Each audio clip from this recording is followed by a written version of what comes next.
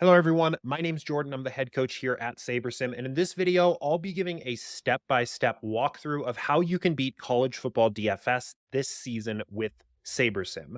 I'll be walking through each of the steps of my actual process, from entering contests to play, to building lineups, to talking about how to late swap, all while focusing on the 5 principles of the Saber system. The Saber system is a proven framework for how you can think about DFS to be a successful player in the long run. And in this video, we'll be applying those principles and walking through exactly how it works in the college football environment in 2024. The 5 principles of the Saber system are: first, understand the odds and variance of DFS. Second, optimize your portfolio to minimize that variance and maximize the actual profit you're able to earn. Third, keep your lineup building process simple. Don't overcomplicate the process of building good lineups and rely heavily on the simulations to put you in a good spot.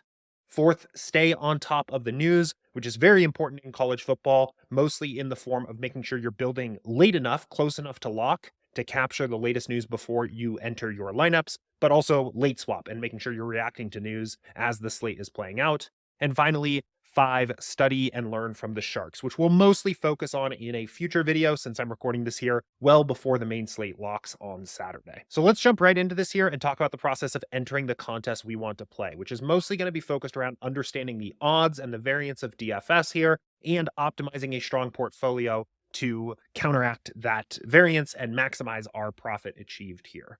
We need to understand that when it comes to college football DFS, just like any other DFS sport, our big profit potential comes from big outlier 0.1% finishes.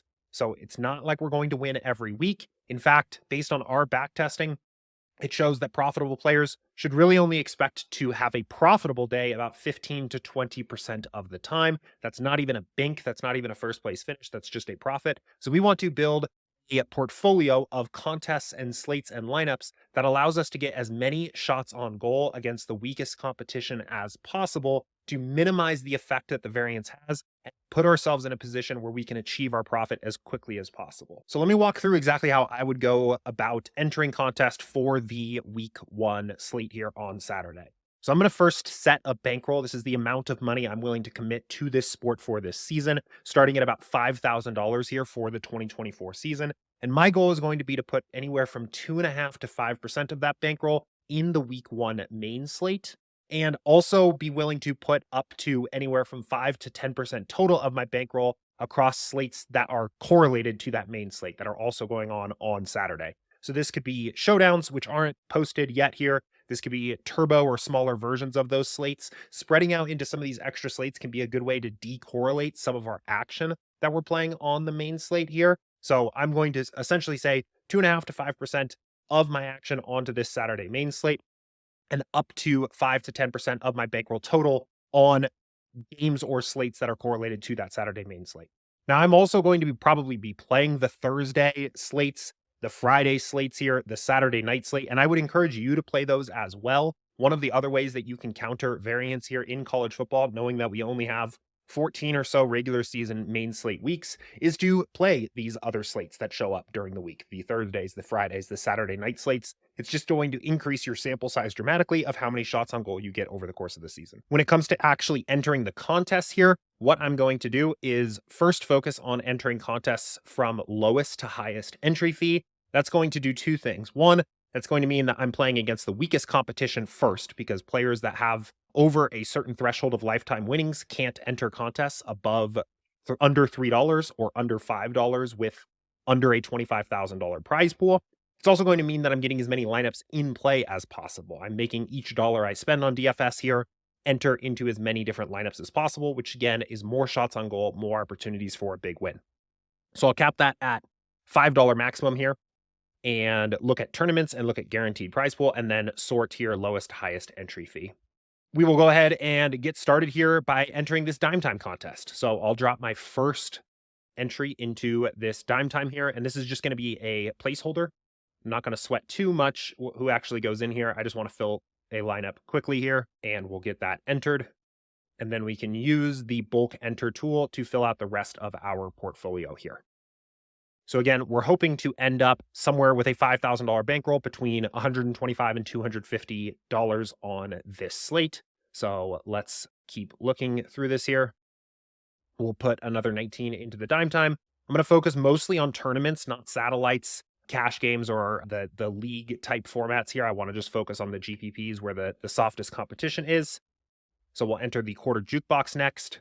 I'm going to enter the minimax here and then keep moving with the first down. So you can see I've already got 209 unique lineups that I'm going to be playing on this slate here for just a little over $100. So we're getting a ton of unique lineups, a ton of shots at a top finish in here for relatively cheaply. We'll get our daily dollar in as well.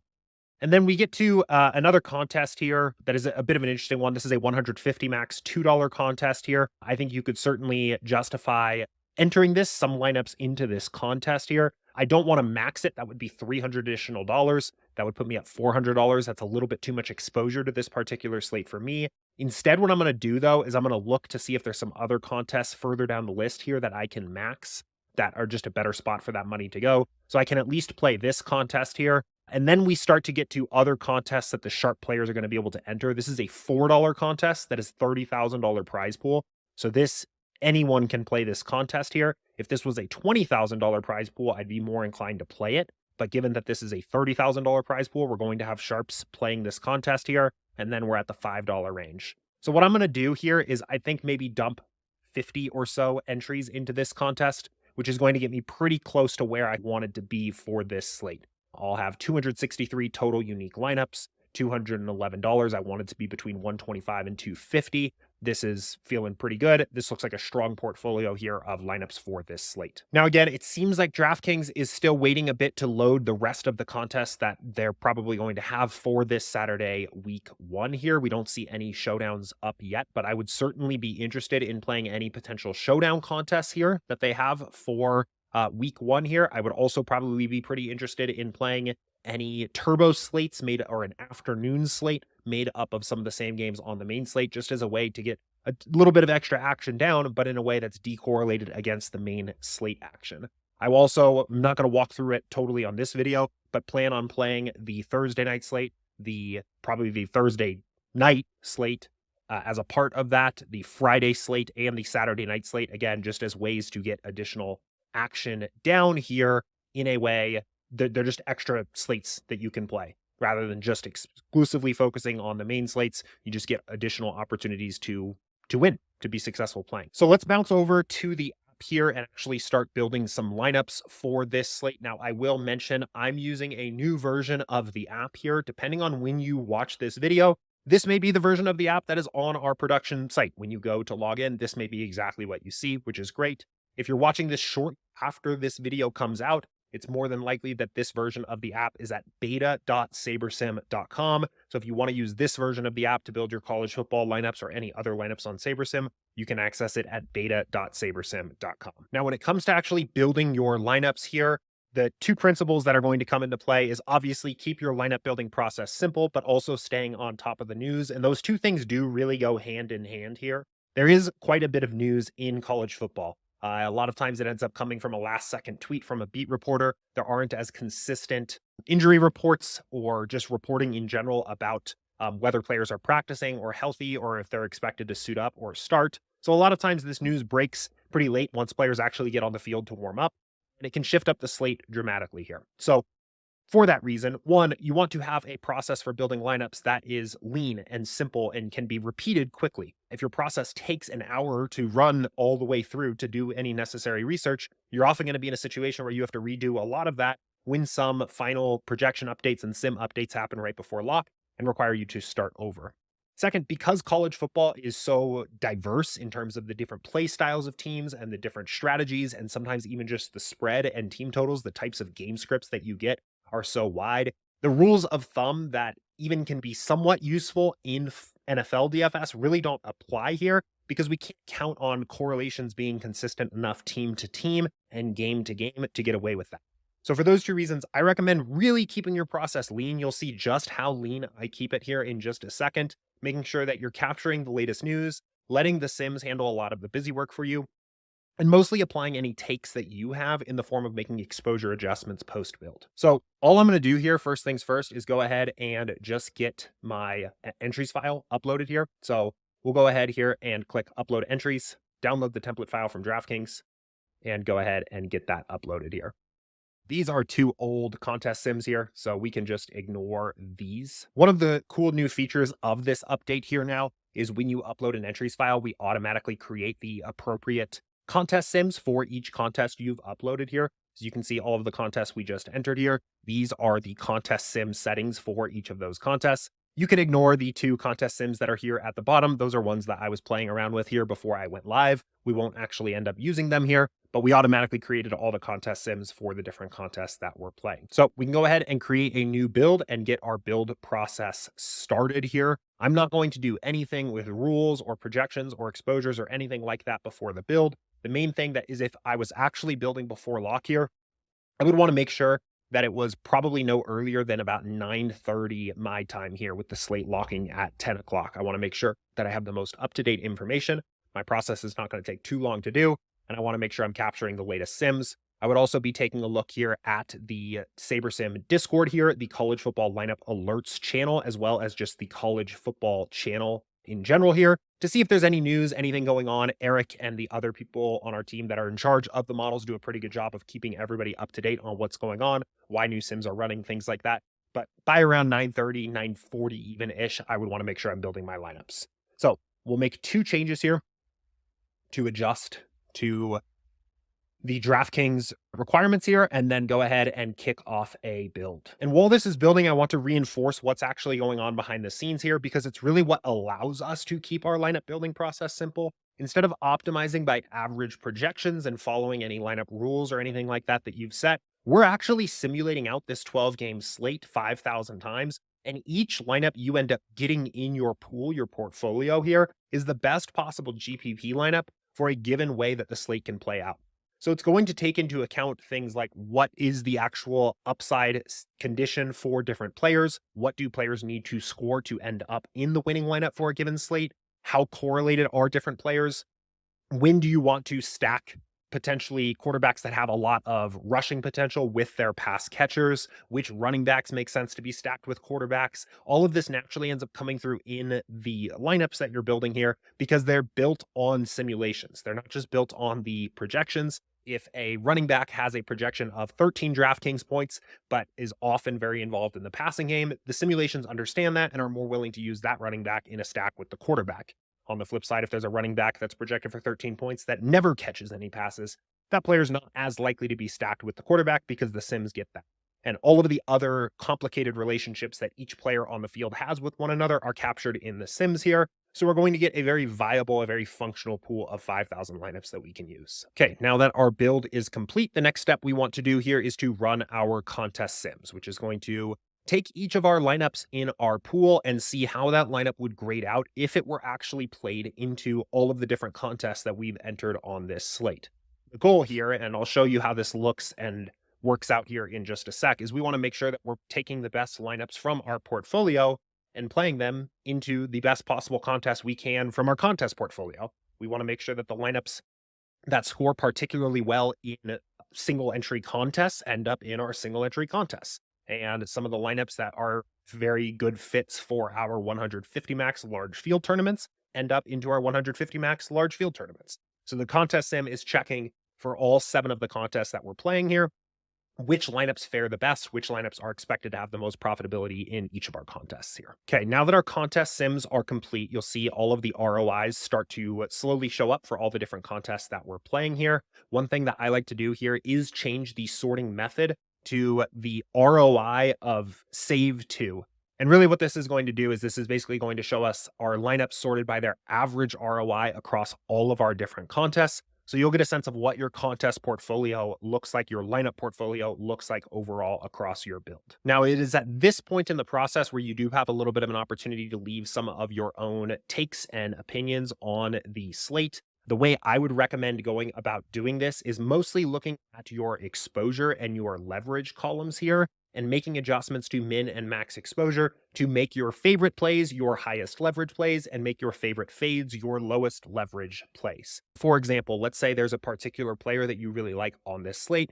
Well, SaberSim is saying it makes the most sense to be about 40% overexposed to your top player on the slate in the form of leverage, right? We're seeing our top leverage player is Alan Bowman at 41.9% leverage. If you wanted a player to be your highest overall stand on the slate, just set the min exposure such that their leverage becomes 40% or so. That's the way that I would recommend thinking about your stands. You don't need to have an opinion on every single game, every single team, every single player. But if you do want a little bit more or less exposure here, just think about working within the bands that you're naturally getting to with the leverage column already. You don't want to necessarily overuse the lock or exclude buttons when you don't need to, but you can use the leverage column as a guidepost there. This is also the opportunity where you can use min uniques to further diversify your builds. As of our most recent update to contest sims, your contest sims themselves now actually do a good job of naturally diversifying your portfolio. So I've been using min uniques quite a bit less here in my overall play. But if you are a little bit more risk averse, or maybe if you're playing a little bit on the higher side of your bankroll threshold and you want to get additionally diversified, you can use min uniques to make sure that the lineups that are selected for your contests here are a little bit more additionally diversified beyond just what the contest sim is naturally going to pick up on. It's worth noting that if you're not on the SaberSim Ultimate plan and you're building either on Starter or the SaberSim Pro plans, you'll probably want to use a little bit of min uniques since SaberScore on its own isn't going to have any naturally diversifying elements baked in there. The best way to use min uniques here is going to be to just slowly tick this up and see the impact that this has on the aggregate metric average projection here. And our plan is to add some other aggregate metrics here to give you a little bit more of a full view of the impact that you're having as you're diversifying your portfolio. But I would typically just look for where there's a big drop off here or something like this that says you can't reach enough lineups here and then going one or two less than that. So landing at maybe 3 min uniques or something like that for this portfolio would work totally fine. Now, for me personally, I'm not going to be a very opinionated player here in terms of individual player takes, and I'm probably not planning on using min uniques, at least to start the season, just to see how the new SaberSim ROI calculates that diversification and naturally diversifies my portfolio. So I'm actually probably ready to enter these lineups here. And if the slate were locking right now, I'd be totally happy to do that. So let me show you how to do that here, which has changed a little bit on this version. It's gotten a lot easier to get the right lineups into the right contests. So we can see that I have 264 lineups here, and I'm going to be saving to all 7 contests that I'm playing here. I want to go in here and I want to change this to use the multi-fill selection. And then I'm going to sort these contests here by the highest to lowest entry fee.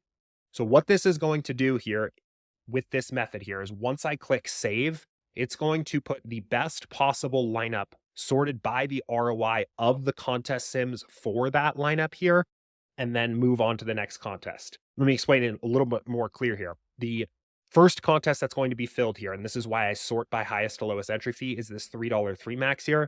This contest is going to get the best 3 lineups from my pool sorted by ROI from the contest sim for this contest.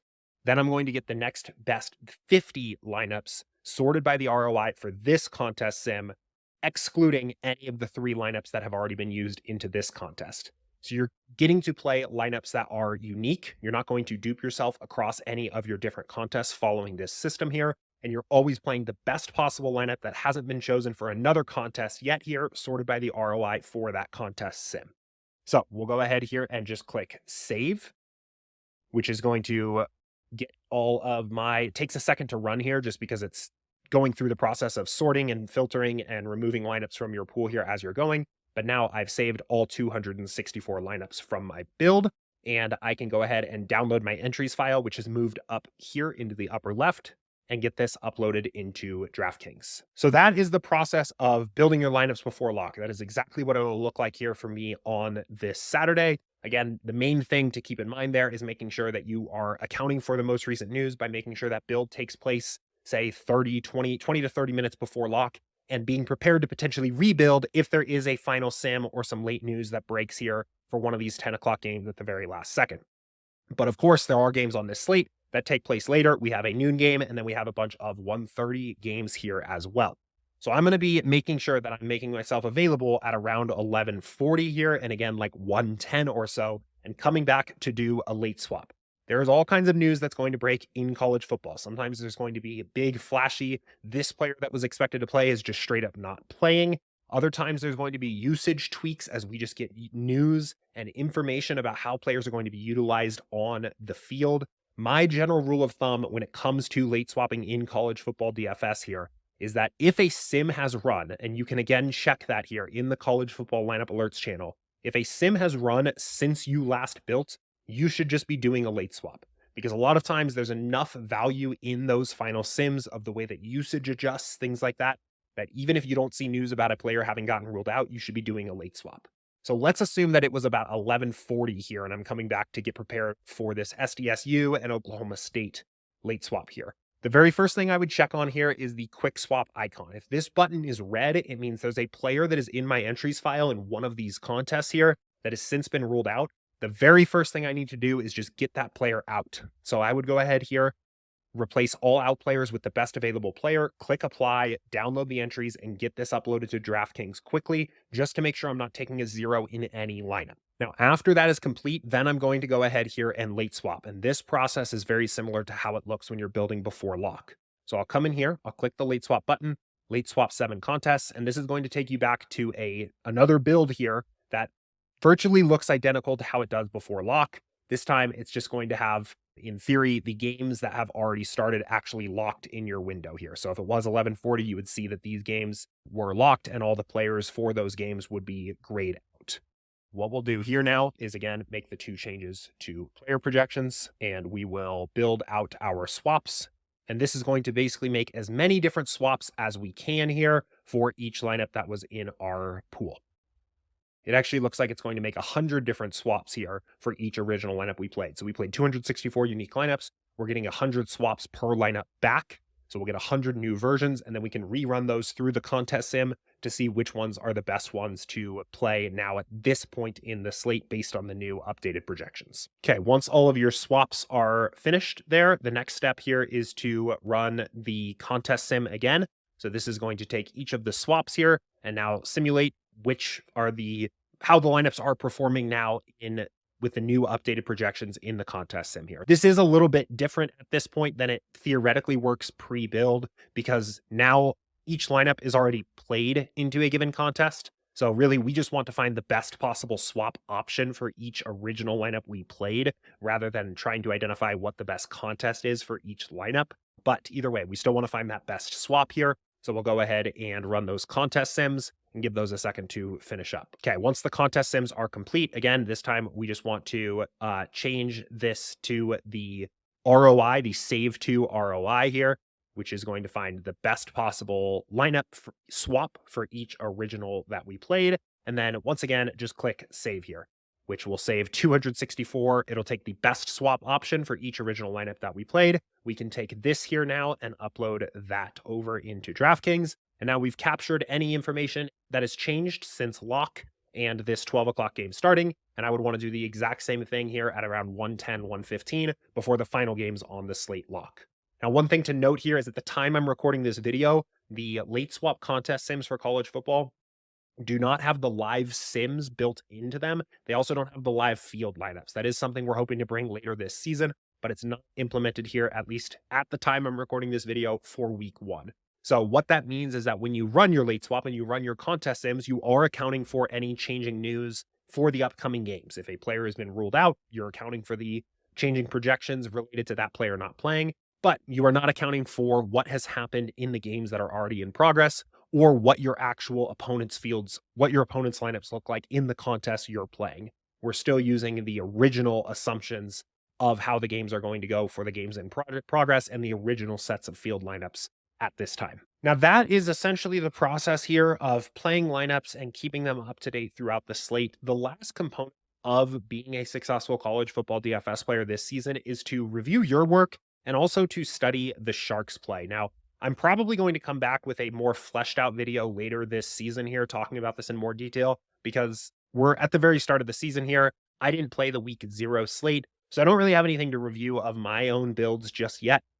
We'll probably do that as the season goes along. We've got a little bit more to work with there, but I wanted to show you what this process should look like and generally what you should be looking at each time you play college football DFS, and also what other sharp players are doing. So we've got the week 0 slate pulled up here. What I would recommend doing is coming back in here and looking at contests that you actually played and checking to see how you graded out here amongst other players. So we'll pull this up here. And specifically what I like to look at here is the sim ROI amongst other players that max the contest. And again, this isn't a contest that I played. But if I had played it, I would want to see that I had a positive sim ROI here, an expectation of profit, even if I lost money on this slate. This is really one of the more valuable parts of having contest flashback because our average outcomes when we play DFS most of the time is going to be losing money. It's hard over the course of even a few slates or a week or a month of play to know if you're on the right track if you have been losing. Sim ROI is going to show you if the slate played out 100,000 times, what would be your expected ROI? What would be your expected profit here? And let you know if in general you're on the right track, or maybe you need to work on some things or resolve some things there. You're not necessarily going to have a positive sim ROI every single time you play. I think you want to have sim ROI that is above zero probably most of the time, maybe about 70 to 80% of the slates that you play, but it's a really good benchmark here to look at and make sure that you're on the right track. The other thing that you can do is look at the large field flagship GPPs and see how sharp players, especially sharp maxers of that contest, are approaching their lineups and use it as a way to learn and improve your particular play. The main things that I like to look at here is I'll take a flagship GPP. And again, this is a little bit of a smaller one since this was such a small slate here. This was actually a 50 max. So we'll look at players that were a 50 max here on this particular slate, and then look at the highest sim ROI players. The main things that I like to look at when studying the lineups of these players here is checking to see how diversified they were, what types of stacks they particularly used, and if they reacted to any late information here or any kind of important late swap considerations that took place throughout the slate. Most of the time, the top players, the players that you will see that have very high sim ROIs, that are 150 maxing the flagship tournament, are not reinventing the wheel or doing anything that is far and away impossible for somebody else to mimic. They're really just extremely strong at the fundamentals. They play very good lineup constructions. Their stacks look very good. They're often going to be very well diversified, and they're going to take into account the latest news and making sure that they're accounting for late swaps. So I would go through and look at some of the top players here and see what their constructions look like, how they compared to yours. Look at their exposures, both from the standpoint of how diversified were they, but also was there a player that ended up becoming a much better value because of a late swap opportunity that you didn't late swap for? And then finally, if there weren't any particular stands that you took on the slate, are there other sharp 150 maxers that you can see that followed the same stand, that they maybe potentially take the opposite direction? You can use that as a way to check your work and see if your stands were on the right track as well. Now, if you're finding that your sim ROI is coming back negative in a lot of the slates that you're playing, or you're just looking for some extra help, or potentially maybe looking at some of these sharp players and can't quite figure out what they're doing differently than you are, you can always register for a SaberSim build review. If you're on the SaberSim Ultimate plan, you can email us, support@sabersim.com, and ask for us to review your build. Just email us from the account associated with your SaberSim account. Let us know what college football slate you played, and one of our coaches will review the build on our next build review live stream, talk through anything that we see that could be improved or any leaks or mistakes that are showing up in your build. If you're not on the SaberSim Ultimate plan, you can always tune into our public office hours live streams. Those take place every Monday through Saturday on our YouTube channel. You can ask one of our coaches any questions you have about college football DFS strategy, anything that you've seen or had questions on the last time you played and weren't sure how to approach a situation or just how to get the most out of certain features, things like that. But that's it. That is a full summary, a full walkthrough of how I will be building my lineups and approaching my college football DFS play this season. I'm extremely excited for this year, and I think it's going to be a really profitable one for everyone here at the SaberSim team. If you have any questions, you can always reach out to us at support@sabersim.com. And we do, of course, have a free 5-day trial on our site at sabersim.com if you want to come check us out for 5 days this college football season. In the meantime, thank you for watching and good luck.